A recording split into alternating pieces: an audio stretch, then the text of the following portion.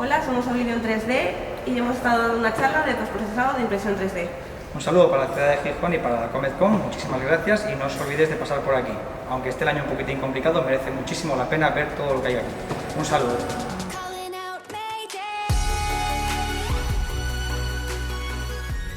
Nada, que zapatos también, se pueden hacer logos para camisetas en un filamento especial un poquitín más flexible. Hay gente que hace locuras también. No sé si habéis visto un anuncio hace una temporadina de Vodafone concretamente, de un padre con un hijo que se hicieron un Lamborghini a escala, totalmente hecho en 3D, y barcos y casas también. Y bueno, el tema de los makers, ya lo han comentado nuestros compañeros, el tema de las pantallas protectoras, el tema de los salvaorejas y demás, pues son cosas que también ayudaron mucho, sobre todo estos meses. Prótesis también para animales, eso no tenemos, tenemos fotos ahí, pero bueno.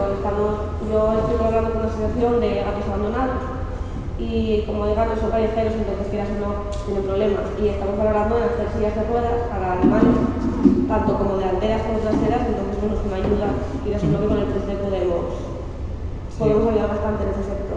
Sí, por el lado también médico, vasos sanguíneos, pasa que es un poquitín delicado de explicar porque eso ya lleva mucha tecnología por medio y demás, pero bueno, vasos sanguíneos, piel, órganos, eso están en los hospitales, pues llevan un año o así que lo llevan incorporando y bueno, parece ser que de momento va bien, pero hay que ir con mucho cuidado porque no son impresoras como las que conocéis, las básicas estas que conocéis, sino es más complejo, máquinas más grandes, industriales y demás, mucho más complejas, así que eso ya es más caro, digamos, de llegar a poder hacer, porque son objetos que van dentro del cuerpo y demás, y necesitas que obviamente no te crean infecciones ni problemas. Y bueno, básicamente pues sería eso. Sería eso. Así que nada, ¿no tienes alguna pregunta?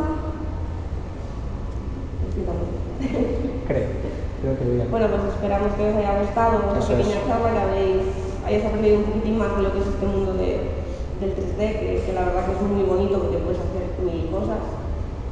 Y bueno, pues hasta aquí nuestra presentación. Muchas gracias.